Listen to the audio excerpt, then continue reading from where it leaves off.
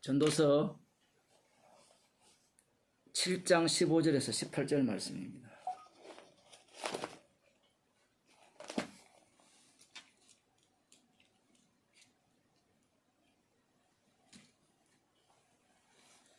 전도서 7장 15절에서 18절 말씀 같이 읽도록 하겠습니다. 구약성경 952쪽입니다.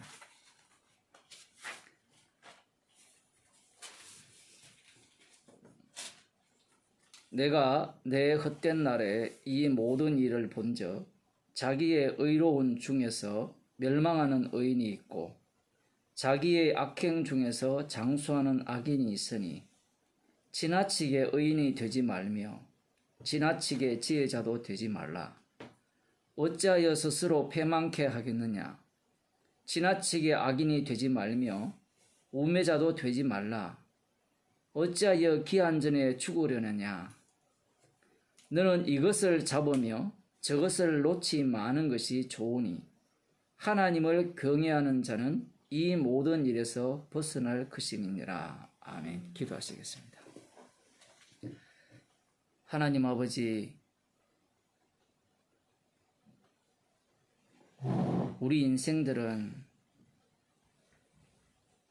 무엇이 선하며 무엇이 악하냐를 따지면서 나에게 유리한 쪽으로 선택을 하는 그러한 습성을 갖고 있는데 하나님의 지혜를 받은 전도자가 말씀하기를 우리 인생이 헛된 날을 살고 있다라고 말씀하셨습니다. 십자가의 지혜의 영을 저희들 가운데 부어주셔서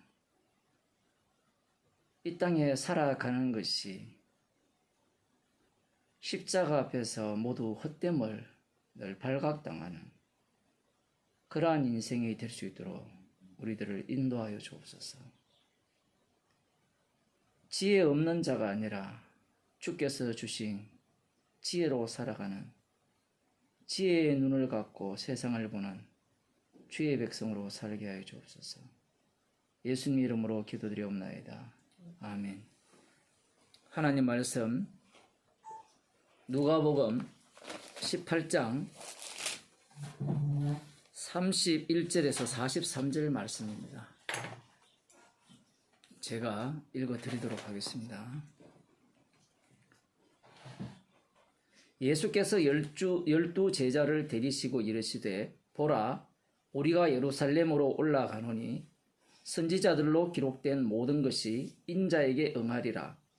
인자가 이방인들에게 넘기워 희롱을 받고 능욕을 받고 침뱉음을 받겠으며 저희는 채찍질하고 죽일 것이니 저는 3일 만에 살아나리라 하시되 제자들이 이것을 하나도 깨닫지 못하였으니 그 말씀이 감치었으므로 저희가 그 이르신 바를 알지 못하였더라.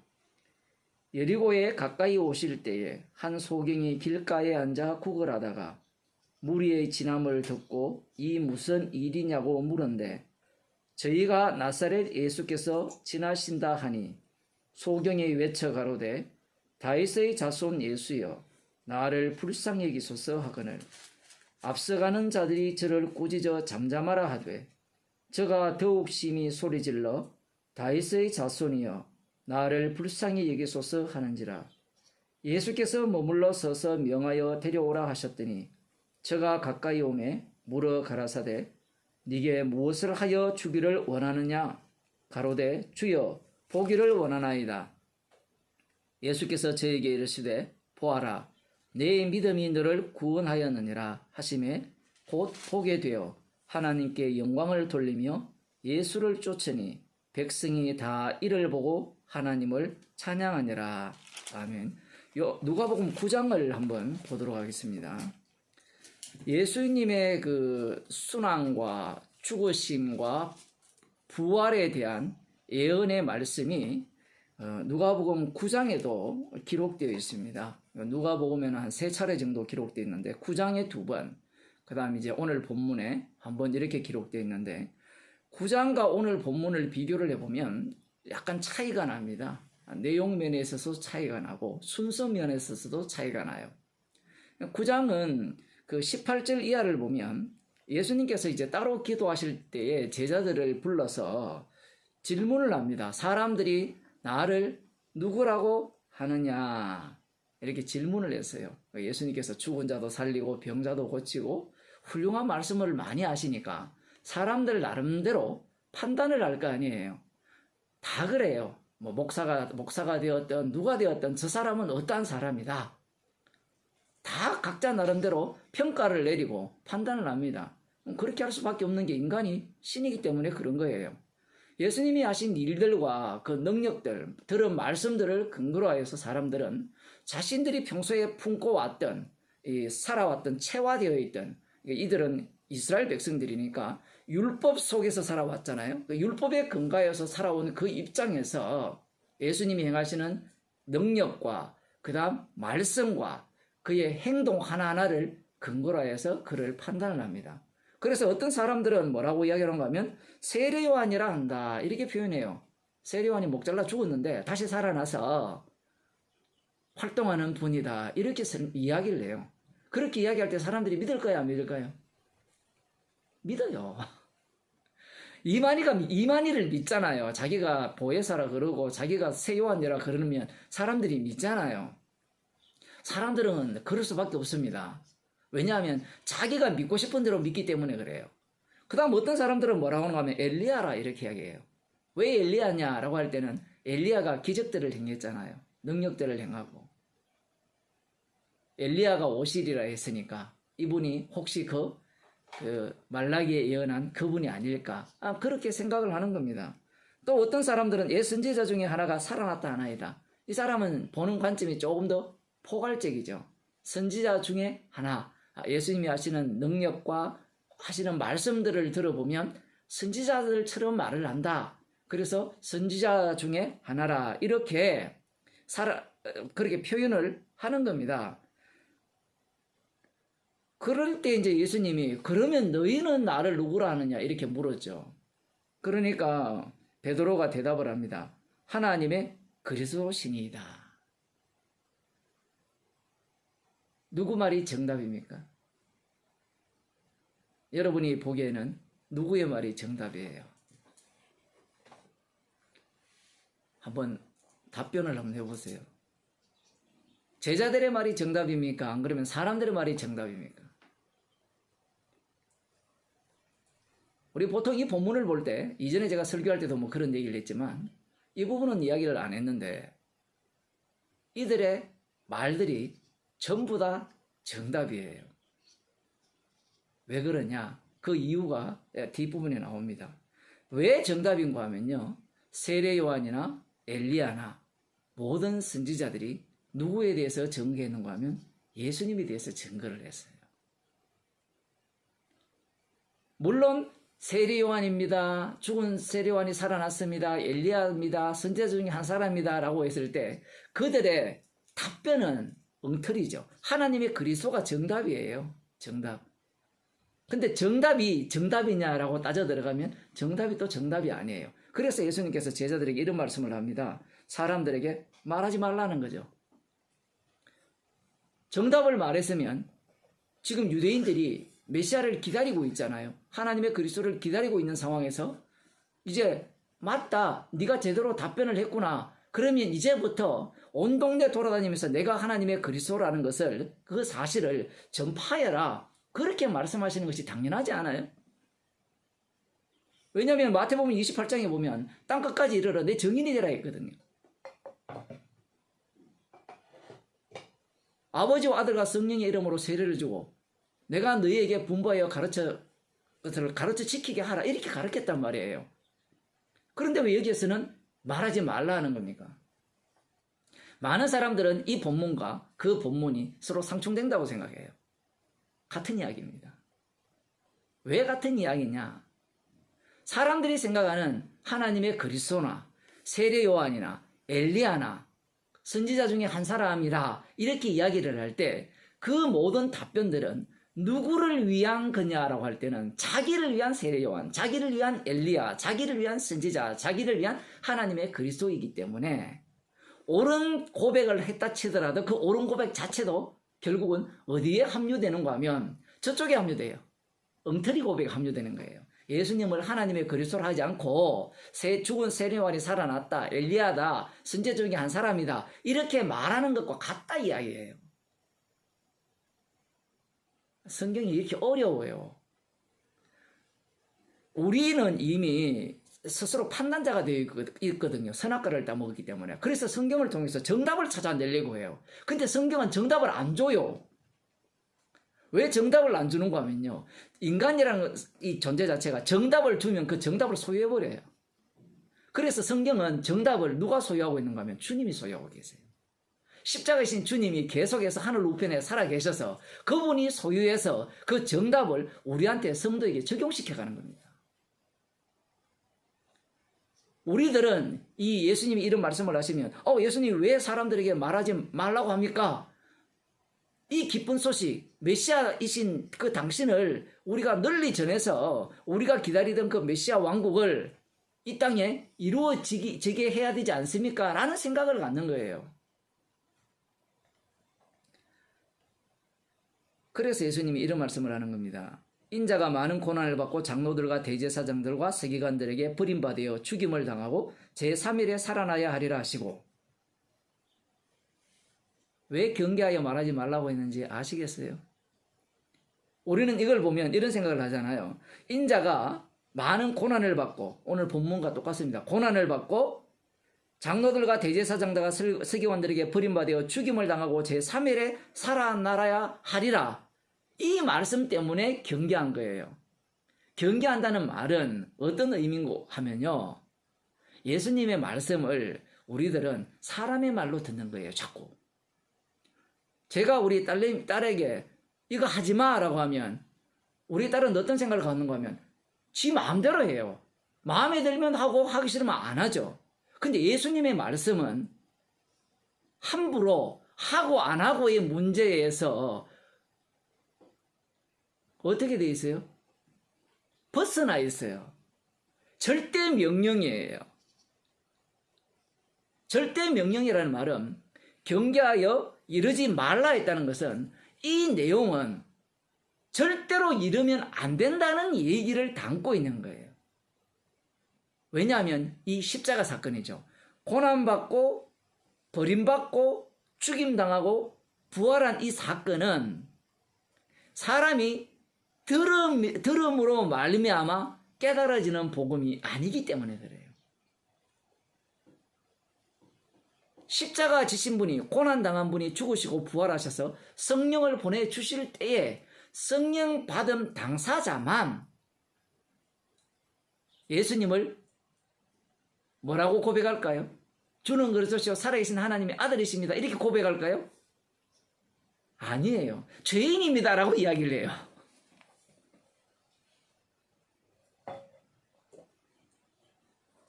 그래서 예수님께서 경계하여 이르시기를 아무에게도 이르지 말라 명을 내린 겁니다. 복음이라는 것은 절대로 너희들이 알아가지고 전파해서 들을 수 있는 복음이 아니라는 거예요. 그 다음 하신 말씀이 무엇인가 하면 나를 따라오든 자기를 부인하고 날마다 제 십자가를 지고 나를 쫓을 것이라. 자기 생명을 미워하라. 이렇게 예수님께서 말씀하시는 겁니다. 이게 왜 중요한가 하면 이 순서, 지금 오늘 본문은 순서가 바뀌었거든요. 어제 본문하고 지난주 본문하고 이렇게 연결해 보면 이게 왜 중요한가 하면요. 날마다 자기를 부인하고 자기 십자가를 인간들은 질 수 있어요. 얼마든지 그게 가능해요, 인간이. 코로나 때문에 생계가 어려우니까 대구에서 어떤 어디 범은 오탈입니까? 거기에서 신나 뿌려가지고 불질러서 분신하려고 하잖아요. 그렇게 죽는 사람들 많아요. 생계뿐만 아니라 주를 위해서도 그렇게 할 수 있다 이 얘기예요. 왜 그런가 하면 이게 왜 이렇게 중요한가 하면요. 하늘의 뜻이 땅에서 이루어지거든요. 하나님의 말씀이 이루어지는 자리가 이 땅입니다. 이 땅에서 이루어지기 때문에 땅에서 일어나는 것은 인간이 카피가 가능해요. 카피가 가능하단 말이에요. 왜냐하면 이 땅을 누가 갖고 있어요? 이 땅을 누가 소유하고 있어요? 나가 아니고 누구예요? 악마가 소유하고 있잖아요. 제가 여러 번 욥을 인용했죠. 마태복음 4장도 마찬가지고 누가복음 4장에 보면 악마가 예수님께 와서 요청한 게 뭐예요? 하나님의 아들이라면 돌로 떡덩이 만들고 성전꽃 뛰어내렸을 때 말씀대로 하나도 다치지 않고 세상 근세와 영광을 가져야만 하나님의 아들답다는 거예요. 사람들이 바라는 게 그거 아니에요? 왜 사람들이 교회 건물을 아름답게 짓습니까? 그래야만 무엇과 연결돼요? 하나님과 연결된다고 생각하거든요. 이 교회라는 게 정말 재밌는데 예배당이 없을 때는 그냥 교회라 그래요. 그냥 모이는 장소. 근데 돈을 뭐 좀 들여서 1억, 2억 들여서 10억, 100억, 1000억 들여서 짓는 순간 그 장소가 뭐로 바뀌어요? 성전으로 바뀌어요.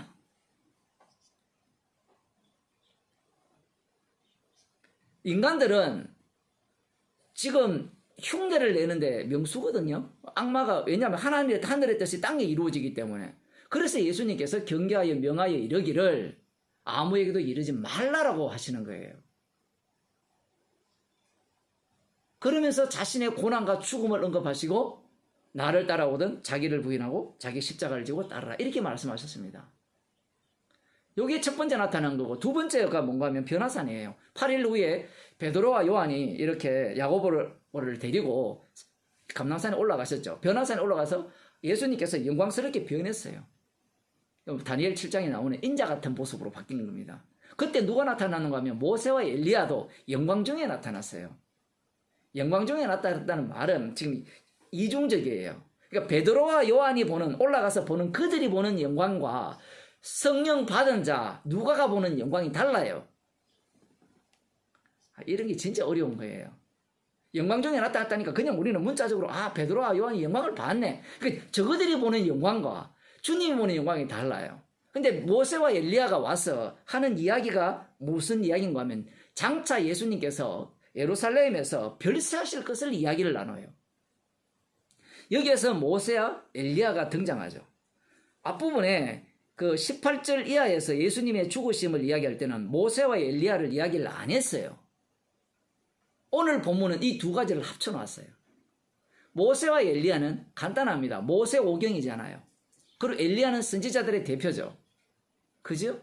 그러면 모세 오경에 근거한 역사서와 선지서거든요. 쉽게 말하면. 그러니까 구약을 두 사람으로 표현하면 모세와 엘리야예요.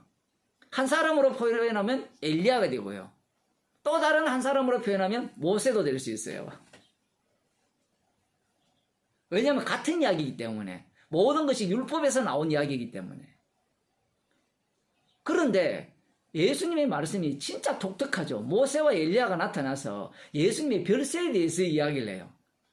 사람들은 이렇게 이야기를 하니까 모세 오경과 안 그러면 선지서에 나오는 예수님의 별세에 대한 본문들을 끌고 와서 뭐 모세 민수기인가 그게 보면 나와 같은 선지자 한 사람을 이렇게 세울 것이라 이런 본문을 끌고 와서 이 본문을 해석하려고 하는 거예요. 그런데 오늘 본문으로 들어가면 이 해석 자체가 완전히 엉터리라는 것이 밝혀집니다. 오늘 본문으로 가봅시다. 31절에 보면 예수께서 12 제자를 데리시고 이르시되 보라 우리가 예루살렘으로 올라가노니 선지자들로 기록된 모든 것이 인자에게 응하리라. 오늘 본문은 상당히 다르죠. 선지자들로 기록된 모든 것이 어떻게 인자에게 응하리라 이렇게 표현해요. 누가복음 9장에서는 모세와 엘리야가 나왔죠. 근데 여기는 모세가 나옵니까 안 나옵니까? 안 나오고 엘리야도 안 나오죠. 근데 선지자들이라 했으니까 엘리야는 들어갈 수 있는데 모세는 들어갈까요 안 들어갈까요? 들어가요. 성경에. 모세가 선지자거든요. 나와 같은 선지자 하나를 세운 데 있으니까 모세가 선지자예요. 그러면 여기에서 예수님이 성경을 보는 관점이 나오죠. 구약을 어떻게 보는가 하면 선지자들로 예언한 모든 것이 여기에서 뭐 모든 것이 인자에게 응한다는 거예요. 그 응하는 내용이 뭔가 하면 예루살렘에 올라가서 인자가 이방인들에게 능기와 희롱을 받고 능욕을 받고 침뱉음을 받겠으며 저희는 채찍질하고 죽일 것이니 저는 3일 만에 살아나리라 이렇게 말씀하셨어요. 선지자들로 한 모든 말씀이 인자에게 응하는 방식이 예수님의 고난과 죽으심과 부활이에요. 창세기부터 말라기까지 이렇게 소실점을 모으면 그 소실점 자리에 뭐가 있는가 하면 예수님의 십자가가 들어가는 거예요. 사람들이 이것을 왜 안 받아들이는가 하면요. 십자가로 모든 것을 설명한다는 자체가 인간이 보기 할 때는 너무 편협해요. 속이 좁아요. 세상은 다양하잖아요. 그렇지 않습니까? 창조론을 주장하는 사람들은 하나님이 이렇게 창조했다는 것도 얼마나 소중한 이야기예요. 그런데 예수님의 관점은 십자가의 고난과 죽으심과 부활이에요. 그걸 이야기한다는 겁니다. 선지자들로 말한 모든 것이 인자에게 응하는 방식이 예루살렘에 올라가서 고난받고 죽으시고 부활하는 내용이에요. 그런데 여기에서 우리들이 생각해야 되는 게 이런 거죠. 선지자들이라는 표현을 했잖아요. 그러면 선지자들은 구약에서 어떤 대우를 받았느냐? 어떤 대우를 받았어요? 출애굽에 있을 때, 홍해가 가로 놓여 있을 때 이스라엘 백성들이 6월절 어린 양의 피를 경험했음에도 불구하고 체험했음에도 불구하고 모세를 향해서 원망을 하죠. 광야 생활 내내 원망을 합니다. 그래서 모세가 나중에 뿔땀을 나가지고 한 번만 치라 했는데 두 번 쳐가지고 결국은 모세도 약속 땅에 못 들어가죠. 이후에 선지자들을 보냈을 때, 수도 없이 보냈을 때, 나중에 누가 보면 나옵니다. 수도 없이 보냈을 때 선지자들을 어떻게 합니까? 핍박하고 미워하고 감옥에 가두고 죽이고 그렇게 했어요. 그러니 선지자들이 말한 내용과 선지자들이 실제로 당한 내용을 어떻게 예수님은 보시는가 하면 그 말한 내용에 실제 응하는 방식이 선지자들이 미움받고 고난받고 죽는 방식이라는 거예요. 근데 사람들은 이 본문을 볼 때 어떻게 보는가 하면 구약을 볼 때 말씀을 지켜야 된다라고 생각을 해요. 선지자의 말씀을 들어야 된다라고 생각하는 겁니다. 예수님은 그게 아니라 모든 선지자들로 하신 그 모든 말씀은 인자가 예루살렘에 올라가 이방인에게 넘기우고 고난받고 희롱당하고 채찍질 당하고 죽고 3일 만에 살아나는 이 얘기를 선지자들이 온몸을 통해서 보여줬다는 거예요. 그래서 누가복음 9장에 사람들이 말한 세례요한도 마지막 선지자거든요. 세례요한이나 그 다음 엘리야, 그 다음 선지자 중에 하나. 그래서 제가 그들의 답이 맞다라고 한 이야기를 한 거예요. 제자들은 하나님의 그리스도니까 우리가 맞죠 이렇게 이야기를 하는 거예요. 오늘날 목사들도 마찬가지죠. 그것도 몰라가지고 세례요한이 죽었다가 살아났다 이야기하고. 근데 예수님의 관점은 달라요. 예수님의 활동 자체가 세례요한의 활동이고 엘리야의 활동이고 구약에 나타난 모세의 활동이고 모든 선지자들의 활동이 돼요. 쉽게 표현하면 손오공이 분신을 쓰잖아요. 머리카락으로.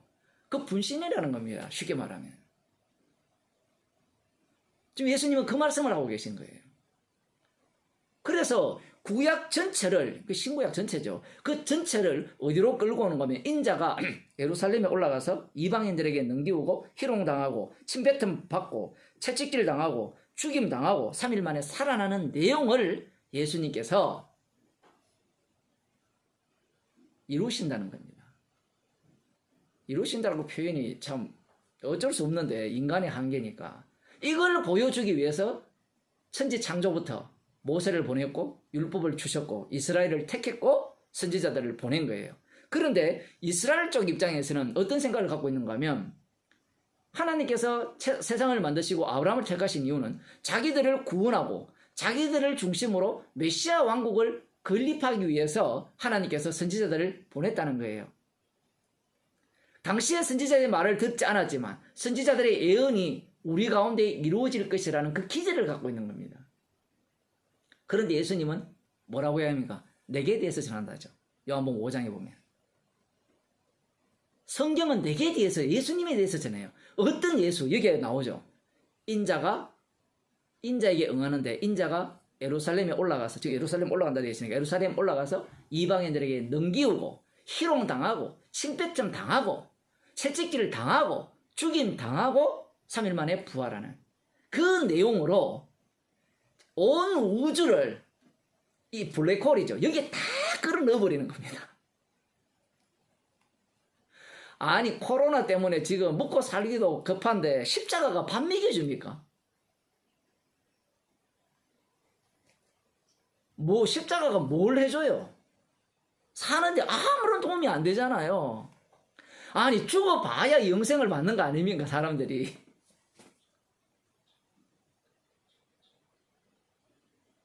제가 어제 빈무덤 보냈죠. 빈무덤과 제자들의 믿음. 빈무덤이 무슨 소용이 있어요? 아무것도 없잖아요. 믿을 게 없잖아요. 빈무덤에 예수님이 살아나서 그들에게 보여준다 한들 소용없어요.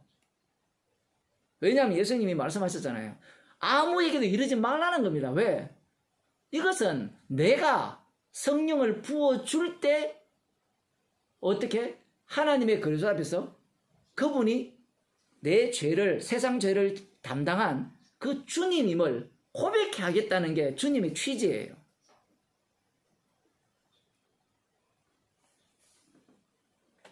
이 오늘 본문에서는 9장과 달리 앞부분에 보면 제자들이 모든 것을 버리고 예수님을 쫓았다 했거든요. 그럴 때 예수님이 뭐라 했습니까? 이 세상에서 하나님 나라를 위하여 집이나 아내나 형제나 부모나 자녀를 버린 자는 여러 배를 받고, 금세에서 이 세상에서 여러 배를 받고 내세에서는 영생을 받지 못할 자가 아무도 없다라고 말씀하셨거든요. 그리고 난 뒤에 예수님의 십자가를 이야기했어요. 누가복음 9장에서는 십자가를 먼저 이야기하고 자기 부인을 이야기했어요. 왜 이걸 섞어버려 이렇게 앞뒤를 자꾸 바꾸는가 하면요, 인간들은 흉내쟁이거든. 흉내쟁이. 그래? 모든 것을 버렸다고? 그래, 내가 예수님이 맞아. 이 세상에서 하나님 나라를 위해서 집이나 아내나 가족이나 전토를 벌인 자는 여러 배를 받고 내세에서는 영생을 받지 못할 자가 없다라고 말씀하실 때 인간들은 벌써 무슨 문제가 발생하는가 하면 신나죠. 제자들 입장에서는. 그런데 하나님 나라가 이미 왔거든요. 하나님 나라가 왔어요. 지금 제자들은 하나님 나라를 어떤 식으로 생각하는가 하면 거래로 생각해요. 내가 버리면 부자가 하느님 왔을 때 모든 것을 가난한 자들에게 나눠주고 나를 쫓아라 했을 때 고민을 냈잖아요. 그럴 때 부자가 천국에 못 들어가면 누가 들어가느냐라고 할 때 하나님은 할 수 있다 했죠. 사람은 할 수 없다 했죠. 그 말을 알아들어야 되는데 역시나 사람이 할 수 있는 일로 바꾸치기 하잖아요. 예수님의 말씀이 사람이 할 수 있는 일처럼 말씀하시잖아요. 그런데 아까 제가 뭐라 했습니까? 하늘의 뜻이 땅에 이루어진다 했잖아요. 사도 바울을 보게 되면 바울의 모습이 이 모습이잖아요. 사실은 모든 것을 버린 모습이잖아요. 그래서 사람들은 바울처럼 하면 된다라고 생각하는 거예요. 그걸 주님은 원천적으로 막아버리는 겁니다.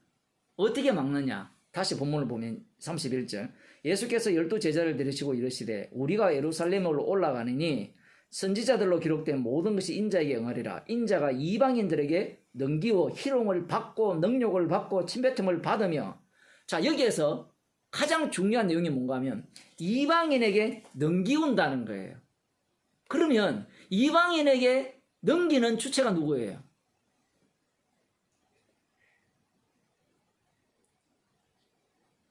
너무 크게 보지 마세요. 우리가 볼 때는 유대인들 맞죠? 요한복음에 가면, 요한복음 12장에 보면 대제사장이 주동해서 예수님을 제거하자라고 하잖아요. 여기에서는 누가 해요? 누가 이방인에게 넘겨올까요? 제자들이에요. 모든 것을 버리고 따른 자들이에요. 정말 놀랍죠? 못 알아듣습니다, 제자들은. 지금 말해도 못 알아들어요. 왜 못 알아듣는데 이야기했는지 말씀드렸죠. 주님이 살아계셔서 친히 홀로 일을 합니다. 근데 인간들은 자기가 그 일에 참여할 수 있다고 생각해요. 그래서 예수님께서 이방인들에게 넘기우고, 인자가 넘기우라고 말씀하시는 거예요. 그거 예수님이 제자들에게 좀 알아듣게 말씀하시면 얼마나 좋습니까? 너희들이 나를 이방인에게 넘길 것이다. 요한복음에 나오죠. 너희 중 하나가 나를 팔려라 해도 누굽니까? 라고 묻잖아요. 우리 중에 누구든지 팔자가 없다라는 얘기를 하거든요.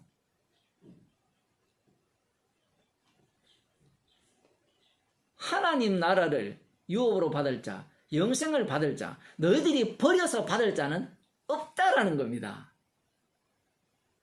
오히려 너희들이 나를 이방인에게 넘겨서, 넘겼다는 말은 이방인들이 예수님을 희롱하고 채찍질하고 침뱉고 죽이고 이렇게 하는 일들을 함께 했다는 거거든요. 동참한 거예요. 넘기는 걸로 끝이 아니에요. 빌라도가 그 유대인들에게 예수님을 십자가에 못 박게 넘겨줬을 때 거기에 나는 넘겨줬으니까 손 깨끗하다. 너가 책임져라. 이렇게 했을 때 빌라도가 책임이 없어요.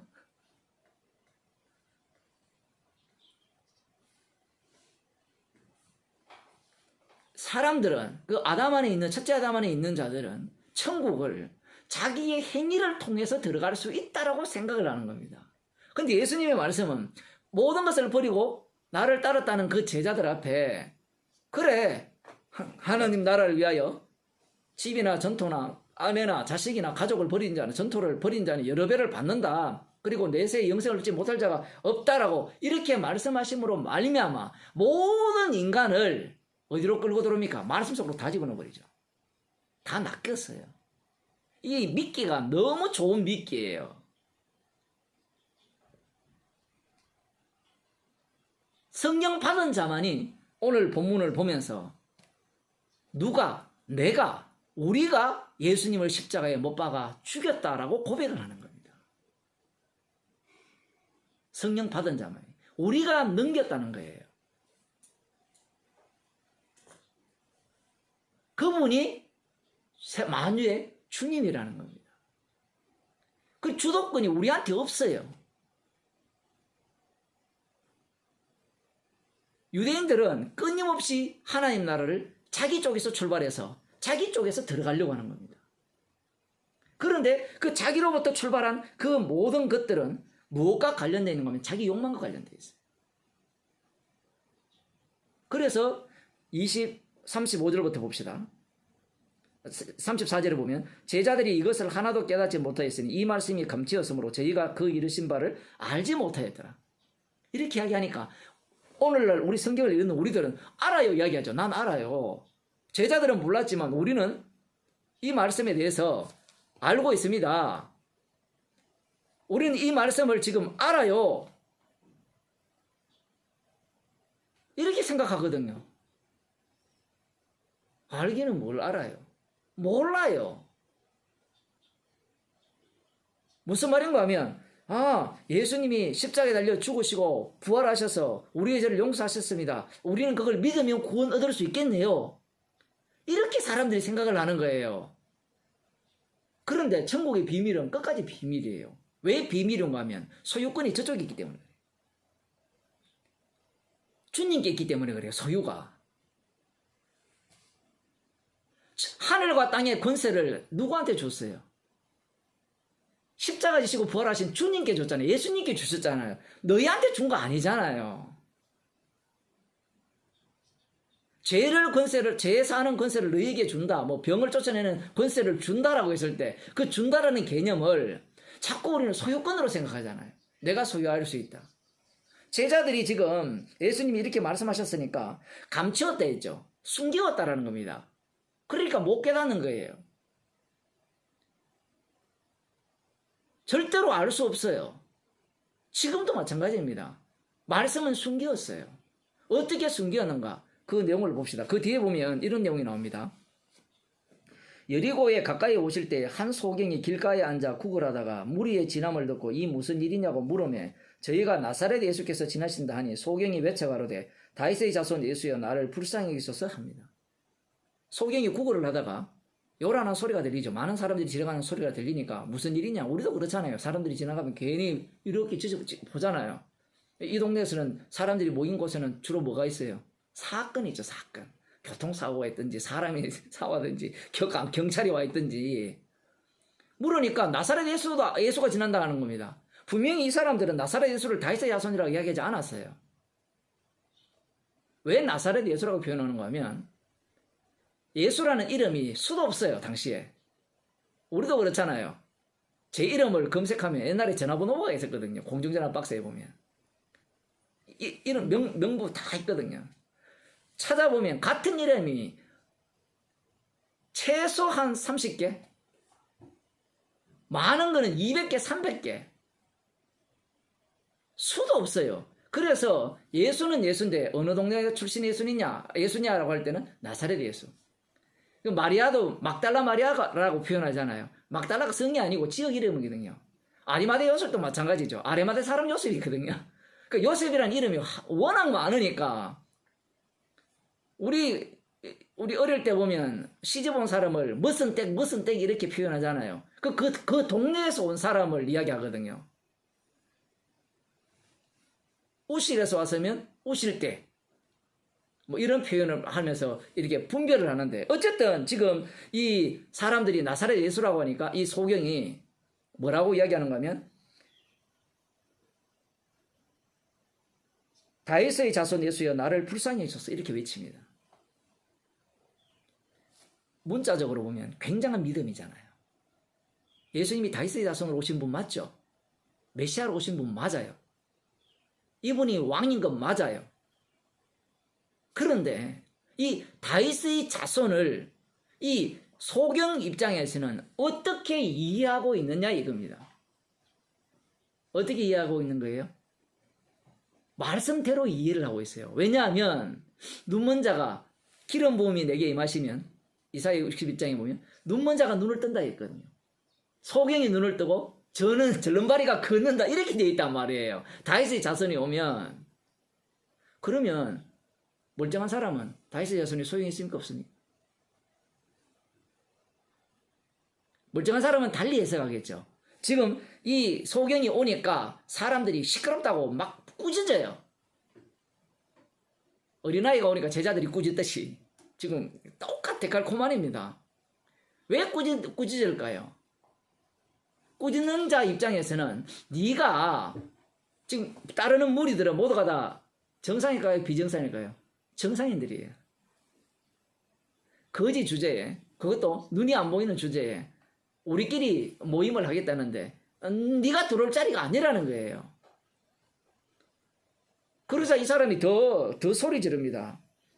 소경이 외쳐가로되 그 꾸짖어 잠잠하라되 더욱 심히 소리 질러 다윗의 자손이여 나를 불쌍히 여기소서 이렇게 표현해요. 얼마나 태도가 제대로 되어 있는지 모르겠죠. 다윗의 자손이여 나를 불쌍히 여기소서. 그런데 보세요.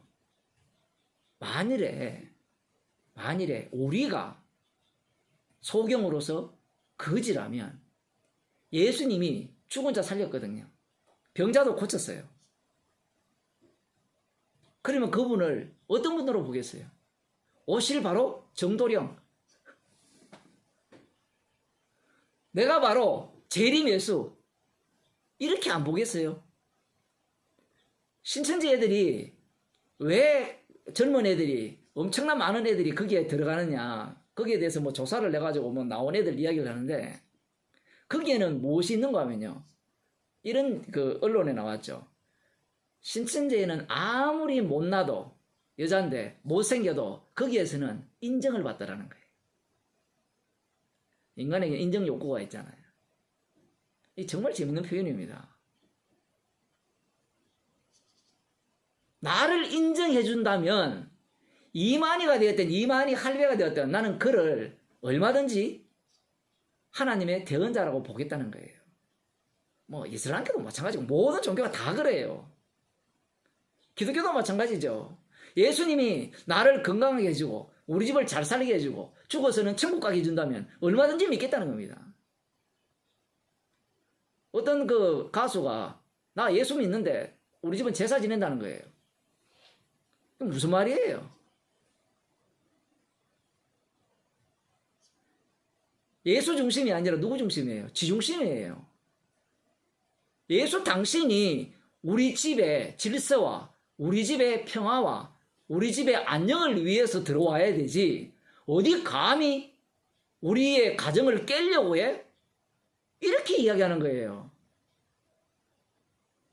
그런 사고방식 자체가 이 누구한테 지금 그대로 보이는 거면 이 거지 소경하게 그대로 보이는 거예요. 우리는 이 부분을 굉장히 긍정적으로 봤잖아요. 물론 중첩입니다. 긍정적으로 봐야 되죠. 나중에는. 그러나 1차적으로 보게 되면 이 거지 소경, 뭐 바디메오라고 하는데 어쨌든 이 소경의 이 모습은 괜찮은 모습이잖아요. 그런데 앞부분에 뭐라 했습니까? 인자가 이방인에게 넘기운다 했죠. 그게 없잖아요.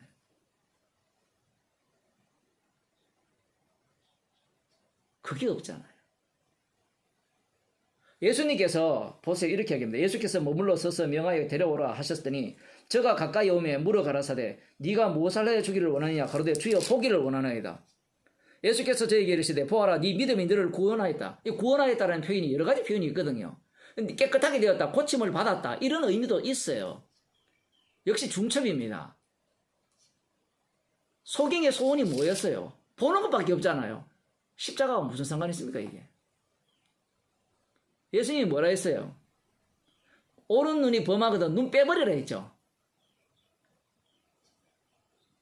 지금 문제가 뭔지 모르잖아요. 지금 이 소경은 구약 쪽에 속해 있기 때문에 구약 성경을 볼 때 성령 없이 보기 때문에 메시아가 오면 내 눈이 감겼으니까 저분이 눈을 뜨게 해주는 그 다윗의 자손, 나는 그분 앞에 불쌍히 여겨 달라고 한다면 얼마든지 그분이 나를 불쌍히 여겨 줘서 눈을 뜨게 해준다라는 그 확신을 갖고 있어요. 근데 이런 확신을 누가 또 갖고 있었어요? 제자들. 뿐만 아니라 또 누가 갖고 있었어요? 유대인들이 갖고 있었잖아요. 유대인들.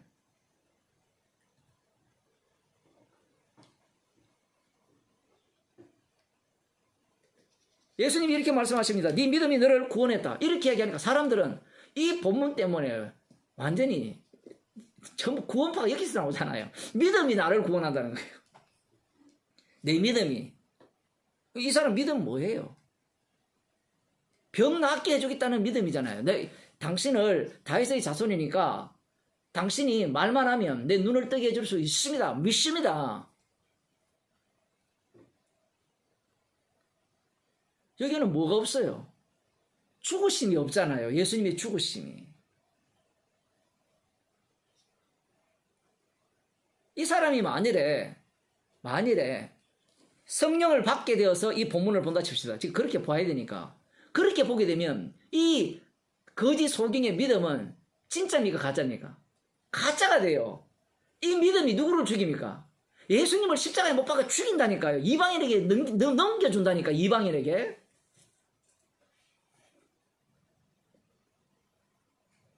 본문을 왜 이상하게 봅니까라고 물으시면 본문을 이상하게 보는 게 아니라 지금 인간이 자기가 어떤 처지에 놓였는지 몰라요. 악마한테 사로잡혀 있잖아요.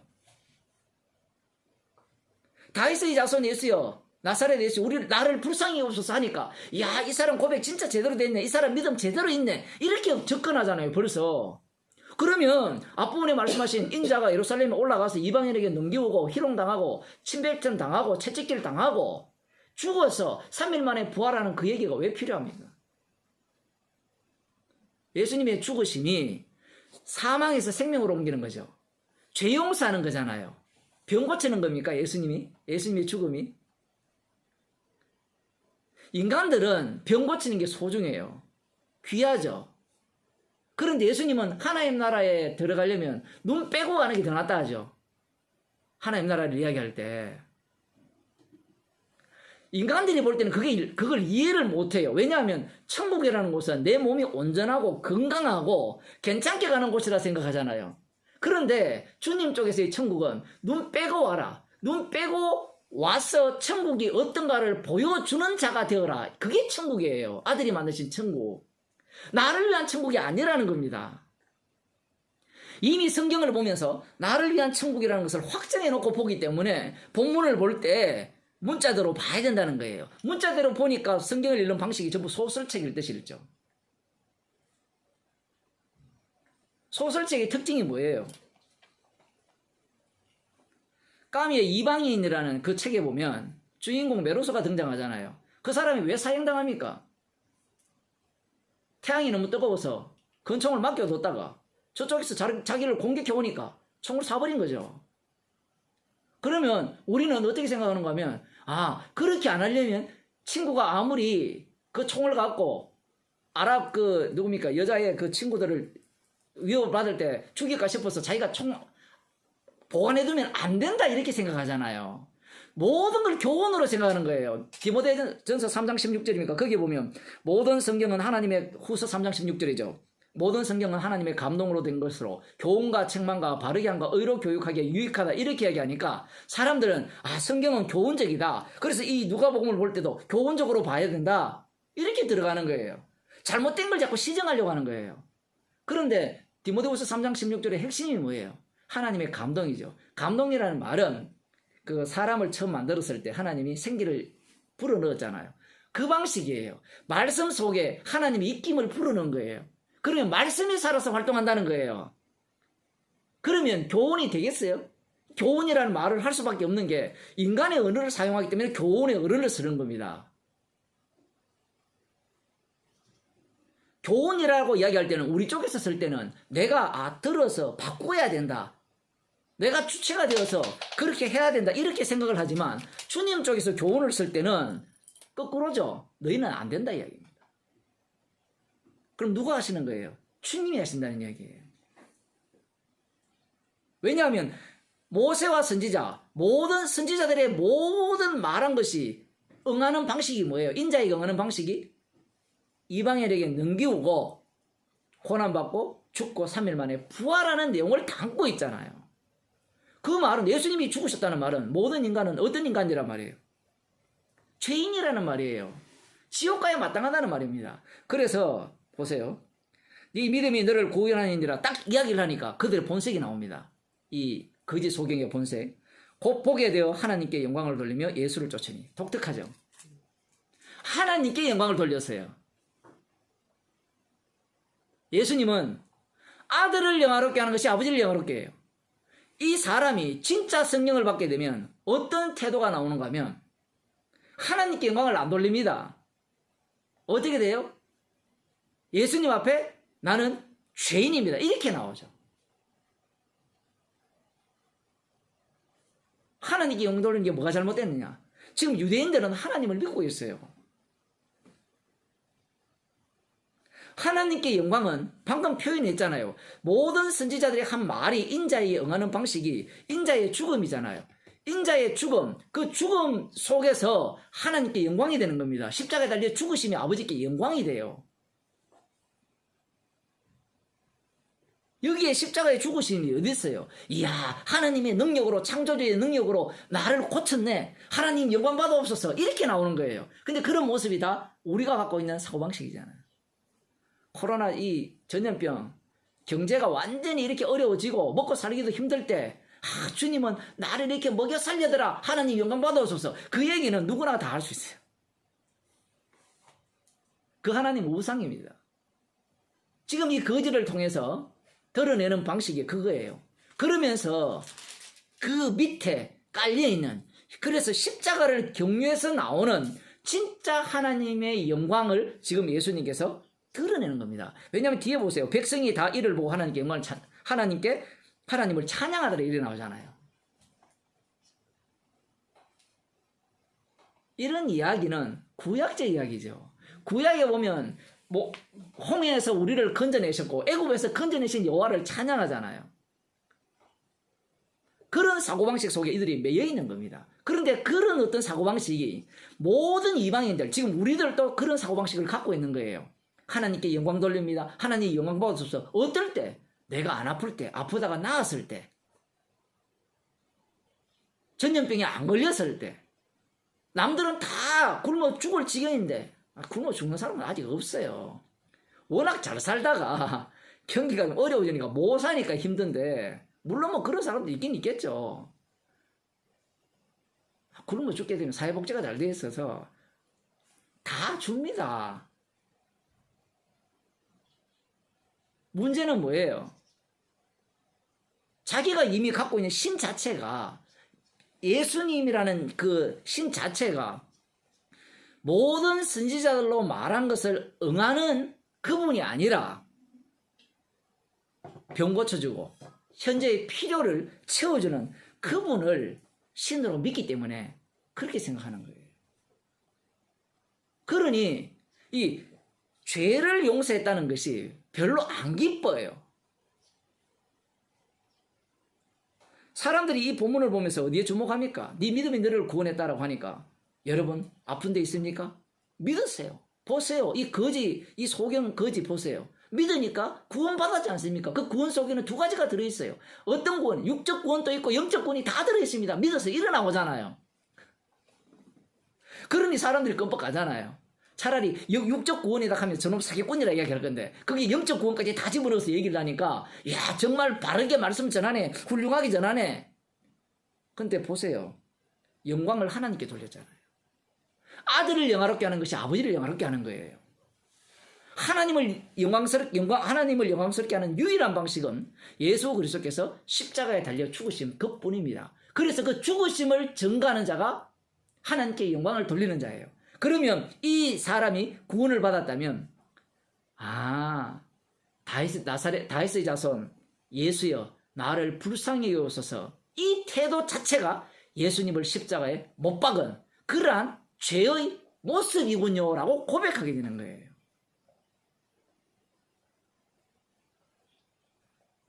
시시하죠. 구약을 알고 있는 유대인들 입장에서는 예수님의 말씀이 너무 시시해요. 사망에서 생명으로 옮긴다? 누가 봤어요? 우리 아까 전도서를 읽을 때 너무 의인도 되지 말고 너무 악인도 되지 말라니까 사람들이 무슨 생각을 갖고 있는가 하면 중용을 내야 한다. 중용.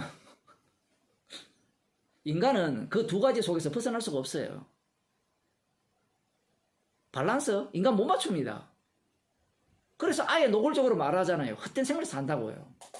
십자가 앞에서 우리는 그 헛되다라고 얘기할 때는 필요 없다 이야기를 하는 게 아니라,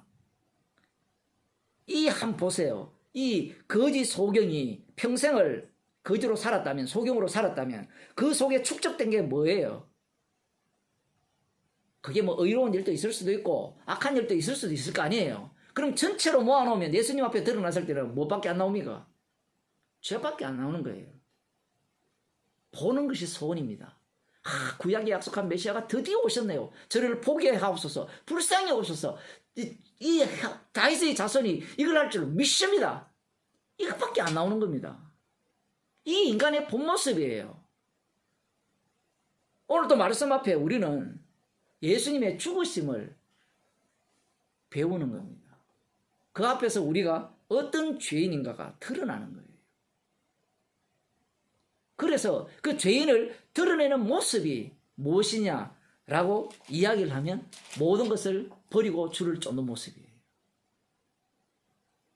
정말 어렵죠. 자기가 버리고 할 때는 어려운 이야기입니다. 그런데 주께서 버리게 하시면 어떻게 버리겠어요? 이 거지 소경이 그걸 버려야 되잖아요. 눈 뜨고 싶은 이걸 버려야 되거든요. 못 버리잖아요. 못 버리니까 예수님이 어떻게 합니까? 본인이 십자가에 달려 죽으실 때 함께 죽여버리죠. 함께 죽이고 다시 살려서 자기의 죄인됨을 알게 하는 겁니다.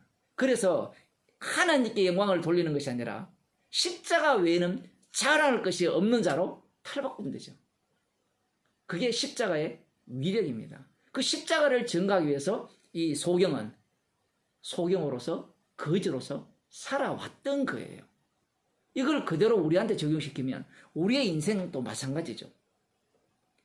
우리는 이 모습밖에 못 드러냅니다. 십자가가 필요 없어요, 우리에게는. 그런데 우리가 원하지도 않았고 요구하지도 않았는데 주님의 그 십자가의 용서하심이 덮친 거예요. 덮치니까 우리는 그 용서하심 은혜 속에서 살아가는 겁니다. 날마다 죄인으로 드러나면서 기도하겠습니다. 하나님 아버지, 우리는 하나님께 영광 돌릴 요소들을 찾고 있고 그 요소들 때문에 십자가를 제거해버리고 예수님을 십자가에 못 박아버리는 그러한 인생을 살아갑니다. 주님, 우리들을 불쌍히 여기시사 주님의 십자가에서 다 이루신 그 이루심 속에서 십자가의 완료성을 늘 확인하는 죄인으로 드러나는 삶이 될 수 있도록 우리들을 인도하여 주옵소서. 모든 말씀이, 온 세상이 예수님이 예루살렘에서 죽으시고 부활하시는 그 내용임을 우리들이 늘 확인하며 살아갈 수 있도록 인도하여 주옵소서. 예수님 이름으로 기도드리옵나이다. 아멘.